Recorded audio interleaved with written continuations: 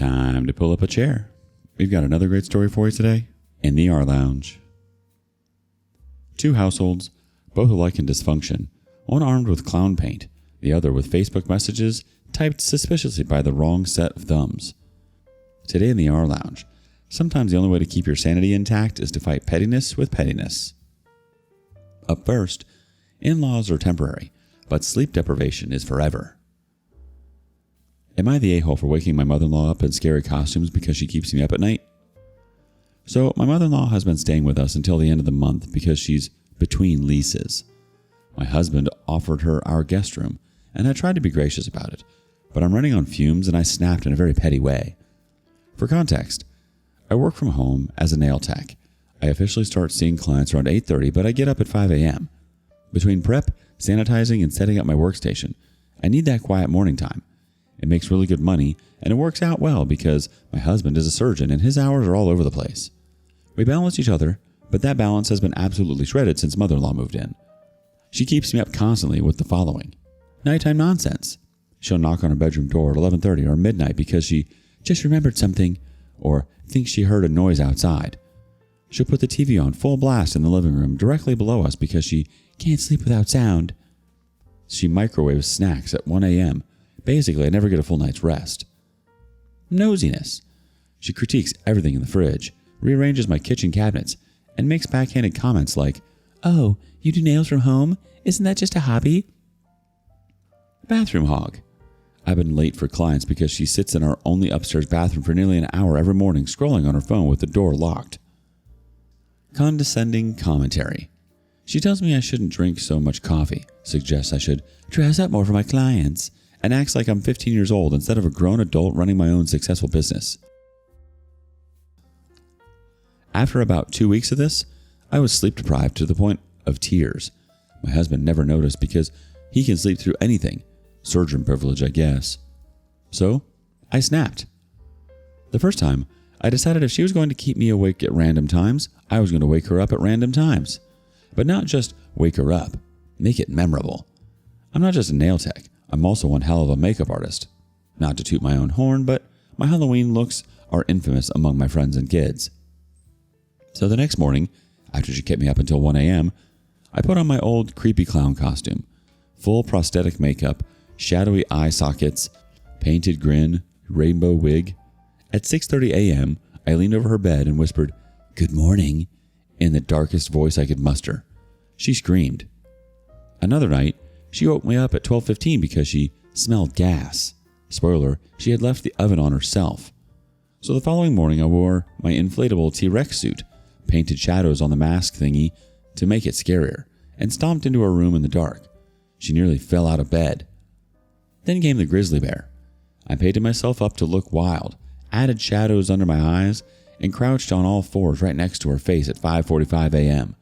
A low growl woke her up. I've done this 3 or 4 times now, at random intervals, because she keeps me up at random times. Funny enough, since I started this, I've actually slept better. I think it's partly catharsis and partly because she's been quieter at night.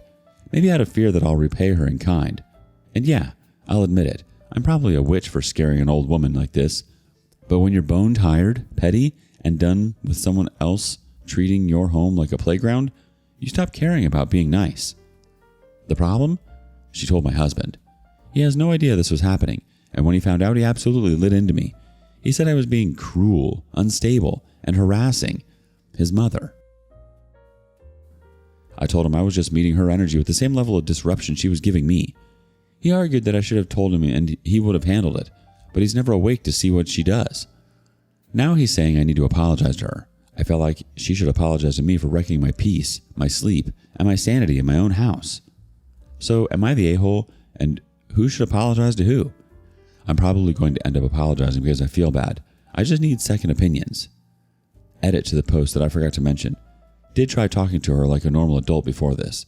I asked her if she could please keep the TV volume lower at night and not knock on our door so late. Her response? She literally turned the TV on right then, cranked it up, and told me she can't hear well. My husband insists on this stupid movie theater speakers for his action movies, so it was loud. Let's see what the community thinks. First up, This was so funny to read. I don't think you're the a-hole per se, but I do think you should have let your husband know and pushed him to deal with his mother. She's causing issues for you and your business, and it's now spilling into your marriage. She's got to go. Next up, not the a-hole.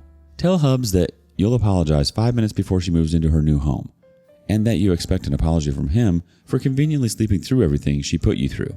And by the way, you sound hilarious. Can we be friends? Update. Hi again. It's been a few days since my original post. A lot has happened, so here's the updates I'm asked for.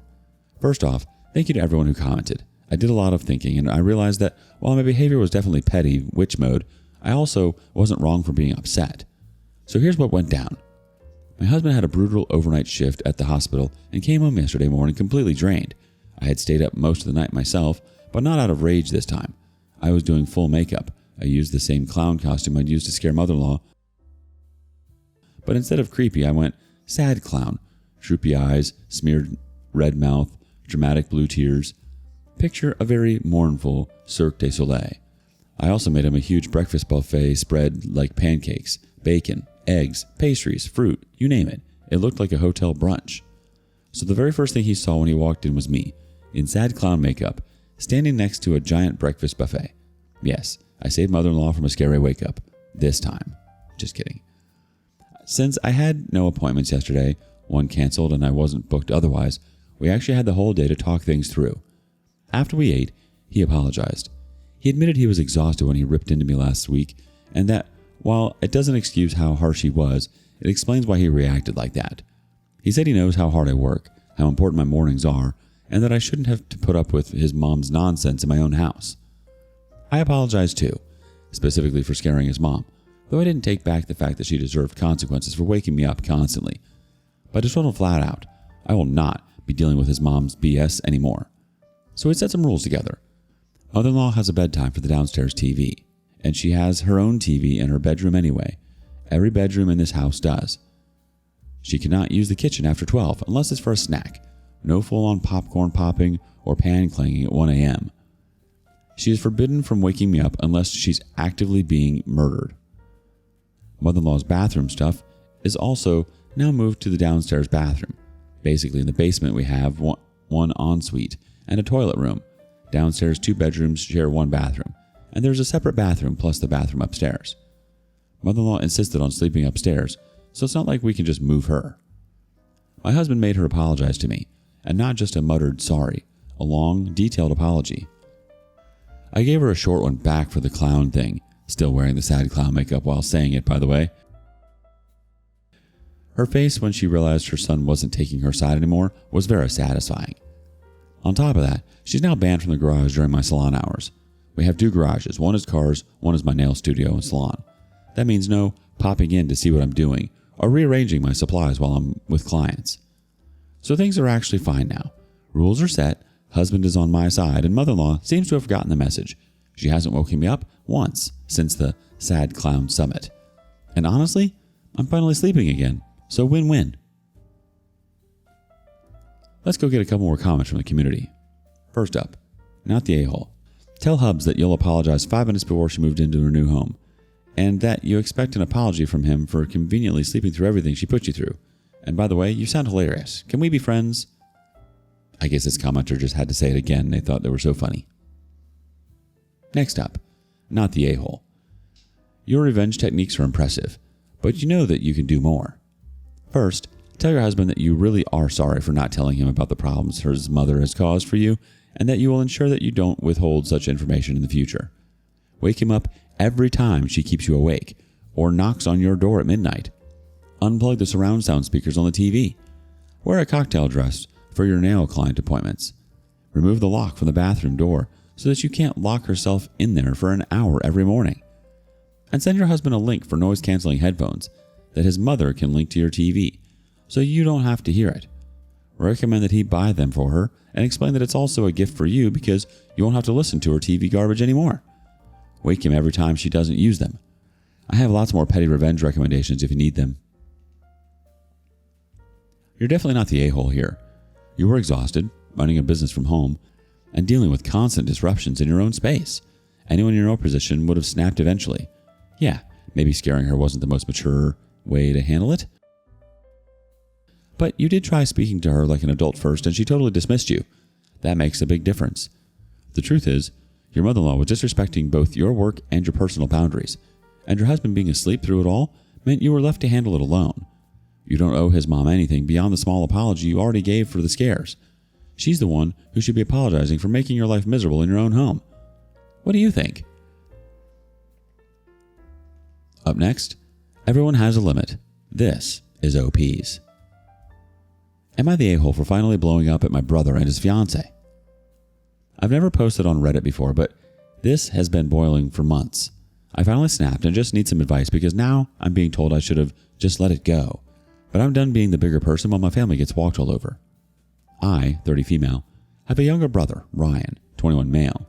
He started dating Cammie, 20 female, in late 2024 and brought her to our family Christmas after a few weeks of dating. She was distant, barely said a word, clung to Ryan the whole time, and didn't introduce herself to anyone. It was awkward, but we gave her grace. Figured she was shy. A month later, Ryan asked if Cammie could come to my wedding. We were having a super small, intimate wedding, under 50 guests, and I'd only met her twice. My wife and I had already cut close friends and extended family due to budget. Still, after pressure from my mom and dad, we agreed on the condition they pay for her meal. They showed up, stayed 2 hours, then bailed because Cammie was overwhelmed. We'd already told Ryan it would be a lot for her. It was annoying, but we let it go. Then April rolls around and we find out on Facebook they are engaged. They'd been together less than 5 months. No one in our family knew. He proposed with only her family present. Ryan is normally super close to us, so yeah, it stung to be left out of something that major, but once again, we let it go. Then the red flags really started waving. Cammie never speaks directly to us at family dinners, unless we initiate conversation. She whispers to Ryan like we're strangers or not in the room. Sometimes they disappear mid-visit because she needs a break, or they don't come at all. On Mother's Day, they ghosted my mom entirely, which also happened to be the day my 13-year-old cat passed away. I had gotten her when I was 16, so she was an animal Ryan grew up with too. I was devastated. I didn't even get a text from him. 2 weeks later, he called me to ask for Disney Plus password because Cammie wanted to watch a show. And yes, I gave it. I was struggling with my mental health big time at this point and just wanted to be the bigger person. Then in July, Ryan called me on a Saturday night to say they were having an unofficial wedding with no celebrant or paperwork that Thursday. 4 days notice. It was at 6 p.m., 1.5 hours away, and I work full time until 5:30. I asked him to push it back a few weeks so more family could come, especially since our sister was about to give birth, and our bio dad was flying down as he lives in another state. Overall, it just seemed really last minute. He ignored those messages and didn't respond. Turns out, it was clearly planned well in advance. Cammie had a full-on wedding dress, her mom flew in from another state, she had bridesmaids, all wearing matching colors, so her family got plenty of notice, while ours got a 4-day heads up. I didn't go in the end. After multiple discussions with my mom, I just couldn't support it even if it was unofficial. My mom made it, barely, still in her pediatric ward scrubs. She threw on her only nice coat, which was unfortunately a darker cream color, but wanted to avoid being photographed in Hello Kitty gear. Cammie waited a few minutes after my mom begged her so that my stepdad, who works 2 hours away, could arrive in time, but was cold and hostile to my mom for the rest of the night. The next day, my mom got vile messages from Ryan's account, accusing her of ruining their wedding by wearing cream. The tone and phrase made it obvious Cammie had written it. My mom was heartbroken. She didn't even have time to change, but she showed up out of love and support. My mom was already stressed out enough, with my sister going into labor at any second and her big 50th birthday dinner coming up.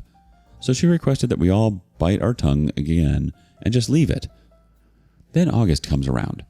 Ryan visits our Nana, our bio dad's mom, to pay her back for car repairs she helped with. It was her birthday. She asked where Cammie was. Ryan claimed she was at her dad's.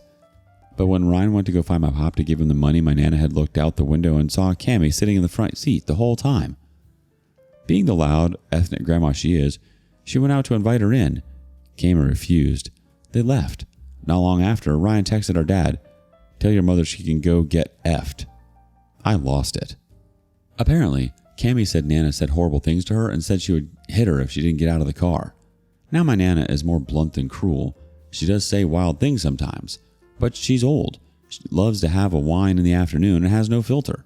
But I've never known her to threaten anyone in my own experience, and I was in an abusive relationship for 4 years before I met my wife. The worst she ever said to my ex was, "Why are you taking my granddaughter away from me?"